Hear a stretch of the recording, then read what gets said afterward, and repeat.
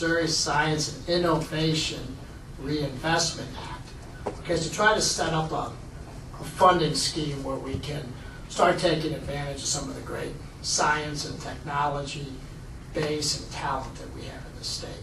I think one of the untold stories of Missouri is across the state in different sectors and in different areas of the state.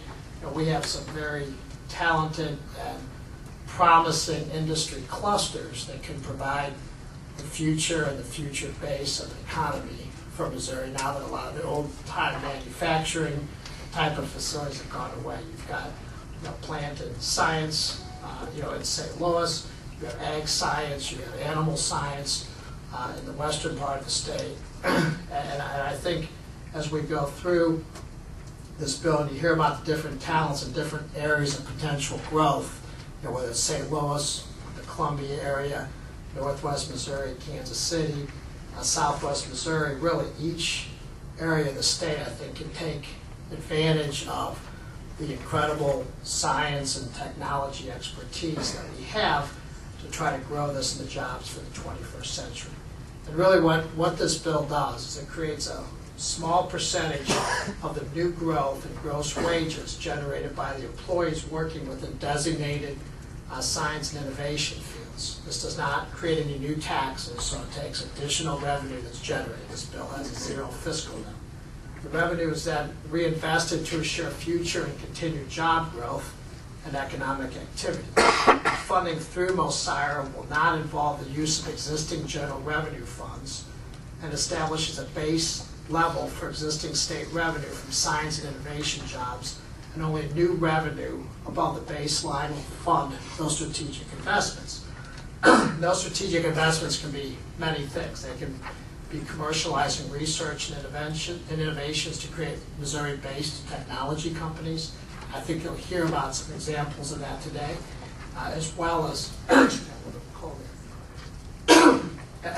as maybe other opportunities that we've lost over the years to states such as Kansas and to the east and west coast, because we don't have competitive programs with other areas of the country in this regard. I can help existing employers compete and succeed in Missouri while creating high-paying jobs. I can also ensure adequate private financing, venture capital is available for emerging companies. And that's really something that's a real problem here. We have some great research institutions in St. Louis, Columbia, Kansas City, Southwest Missouri, where those institutions do a very, very good job of bringing in federal money for studies and research, but bringing that technology and that expertise to market is often done in other states like Massachusetts, California, Kansas. It ends up taking a lot of that from us. So we want to set up a funding mechanism where we can really try to take advantage of that and compete with those states for some of the great research and other things that do occur in the state. Also, it can be used for workforce training, attracting and retaining scientists, and promoting the relocation of companies to Missouri.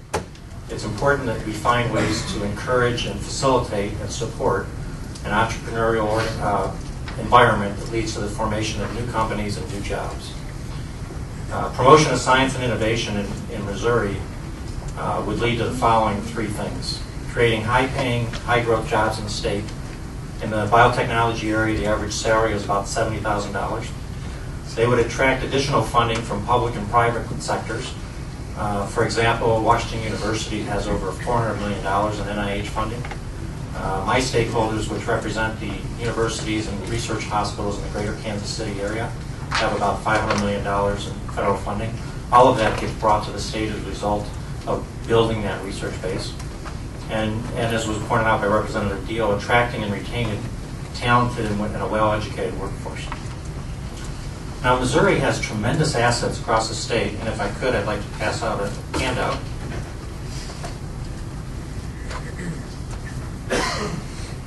So this is not, these bioscience or life science jobs are not limited to the metropolitan areas. Certainly there's a high concentration in St. Louis and Kansas City, Columbia and Springfield, but that shows you that there's a number of assets around the entire state. So this is not just about the urban area, it's really about the entire state.